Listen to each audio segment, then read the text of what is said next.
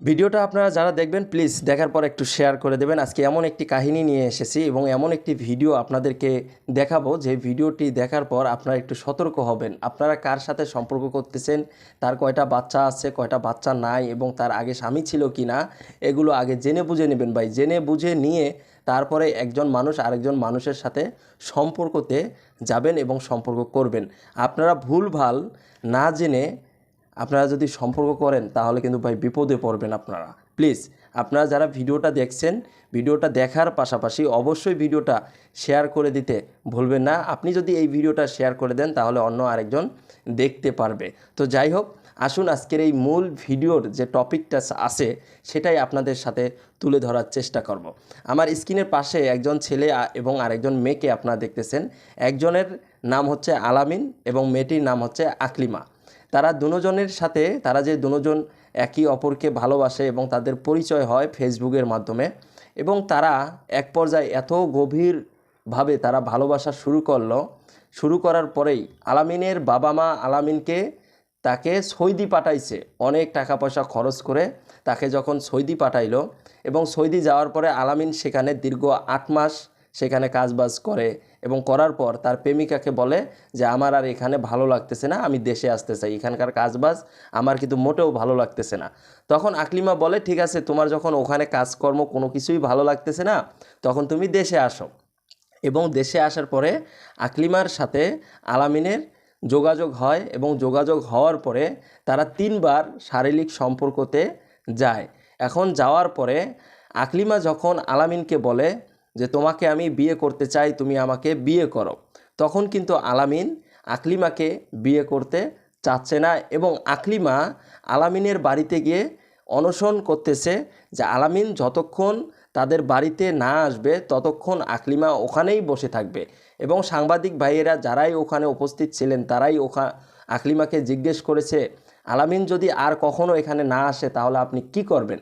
তখন আকলিমা বলতেছে যে আলামিন যতক্ষণ এই বাড়িতে না আসবে ততক্ষণ আমি এখানেই থাকবো এবং এখান থেকে কোথাও যাব না এবং তার বাপ মা যদি আমাকে খাবার দাবার না দেয়, আমি চাকরি বাকরি করি, আমি একটি গার্মেন্টস পোশাক কারখানায় কাজবাজ করি, আমি সেখান থেকে কিছু টাকা জমিয়ে রেখেছি, আমি এই টাকা ভেঙে ভেঙে এখানেই বসে খাবো।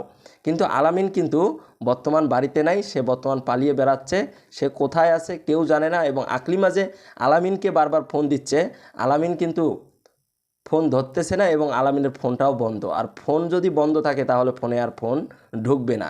এখন কথা হচ্ছে এই যে আকলিমার 3টা মেয়ে বাচ্চা, একটার বয়স 11 বছর, একটার বয়স 8 বছর এবং আরেকটার বয়স 2 বছর। তাদের আকলিমার আগের যে প্রথম স্বামী ছিল সেই স্বামীর সাথে ডিভোর্স হয়ে গেছে। ডিভোর্স হওয়ার পরেই কিন্তু আকলিমা আলামিনের সাথে সম্পর্কটা করতেছে। এখন এই পর্যায়ে এসে যদি আলামিন সব কিছু জেনে বুঝে যদি এইভাবে প্রতারণা করে, এইভাবে মেয়েটাকে ঠকায়, তাহলে এই ধরনের প্রেমের সম্পর্ক কোনো দরকার ছিল না। কারণ সে তো প্রেম করেছে, ভালোবেসেছে, তার স্বামী নাই, তার একজন স্বামীর দরকার ছিল। যার কারণেই কিন্তু আলামিনকে মন প্রাণ দিয়ে ভালোবেসে তাকে কাছে টেনে নিল এবং তার সাথে 3বার শারীরিক সম্পর্ক করলো। তার সাথে যখন 3বার শারীরিক সম্পর্ক করা শেষ, তার সাথে মজা নেওয়া শেষ, তার সাথে হই হুল্লা করা শেষ, তখন সে চলে গেল। মানে এক কথায় বলতে গেলে ভাই, ফুলের মধ্যে যখন মধু আসে তখন কিন্তু ভ্রমর মধু খাওয়ার জন্য আসে এবং ভ্রমরের যখন মধু খাওয়া শেষ হবে তখন কিন্তু ভ্রমর উড়ে উড়ে যাবে, তখন ভ্রমরকে আর খুঁজে পাওয়া যাবে না। ঠিক এমনটাই ঘটেছে আকলিমার সাথে। আকলিমার 3টা সন্তান, সেই 3টা সন্তান তার বাবা মার কাছে থাকে এবং সে একটি গার্মেন্টস পোশাক কারখানায় কাজ করে। কিন্তু আলামিন বর্তমান এই যে ফুলের মধু খেয়ে সে যে ভ্রমরের মতো উড়িয়ে উড়িয়ে বেড়াচ্ছে, সে কি আসলেই এইভাবে এত বড় একটি অপরাধ করে সে কি আসলে ভালো থাকতে পারবে? এখন কথা হচ্ছে আকলিমা, সে তো একজন মেয়ে মানুষ, তার ইজ্জত তাকে ধরে রাখার উচিত ছিল। তার ইজ্জত নিজেই ঠিক রাখতে পারেনি এবং সে আরেকজনের কাছে তার ইজ্জত দিয়ে দিল। এখন দেওয়ার পরে তার বাড়িতে গিয়ে অনশন করলেই কি আর সে ফিরে আসবে?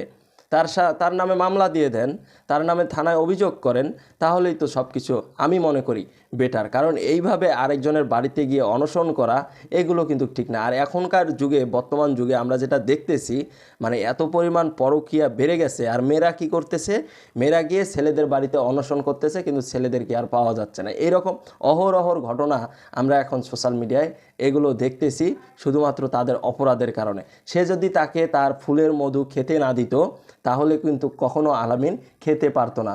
তার মধ্যে তাদের দুজনেরই এখানে অপরাধ আছে বিদায় আজকে এইভাবে অনশন করতে হচ্ছে আকলিমাকে আলামিনের বাড়িতে। এখন আলামিন কোথায় গেছে কেউ জানে না, আলামিনকে ফোন দিলে ফোনও বন্ধ। এই ধরনের অপরাধগুলি আপনারা যারা করেন, প্লিজ প্লিজ আপনাদেরকে বলতেছি, আপনারা এই ধরনের অপরাধগুলি আর করেন না ভাই, আর করেন না। এগুলো আর আমরাও দেখতে পারতেছি না। যে পরিমাণ অপরাধ, ছেলে মেয়ে উভয়ে দুজনেই এই ধরনের অপরাধগুলি কিন্তু বর্তমান সময়ে খুব বেড়ে গেছে, এবং এই ধরনের অপরাধগুলি সবাই বেশি বেশি করতেছে। এই ধরনের পাপ কাজগুলি আপনারা কেউ করবেন না।